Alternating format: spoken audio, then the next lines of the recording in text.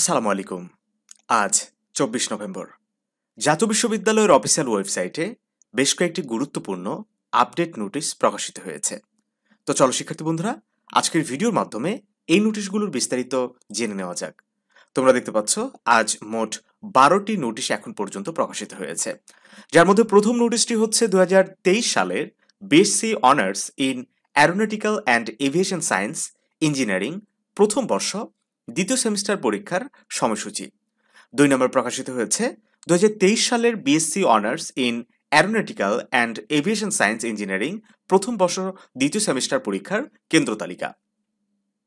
৩ নম্বর প্রকাশিত হয়েছে প্রফেশনাল ও অন্যান্য পরীক্ষার পারিতোষিক বিলের চেক গ্রহণ এবং ব্যাংক হিসাব নম্বর হালনাগাদ সংক্রান্ত বিজ্ঞপ্তি।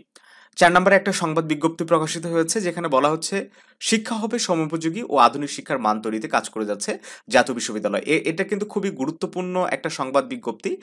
এখানে জাতীয় বিশ্ববিদ্যালয় কর্তৃপক্ষ যে নেক্সট বিভিন্ন প্ল্যান করতেছে যে ভর্তি পরীক্ষা কিংবা সিলেবাস সংস্করণ, এই বিষয়ে কিন্তু বেশ কিছু কথা বলা আছে।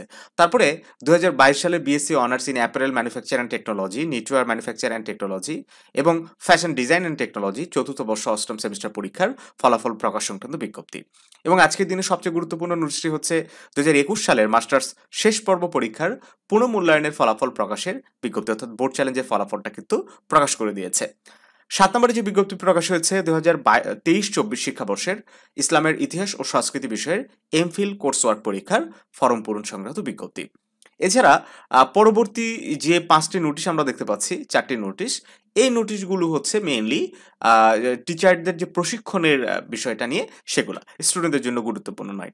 তো যাই হোক শিক্ষার্থী বন্ধুরা, এই ছিল আজকের আপডেটগুলো, তোমাদেরকে জানিয়ে দেওয়ার চেষ্টা করলাম। তো ভালো থাকো সবাই, দেখা হবে নতুন কোনো ভিডিওতে।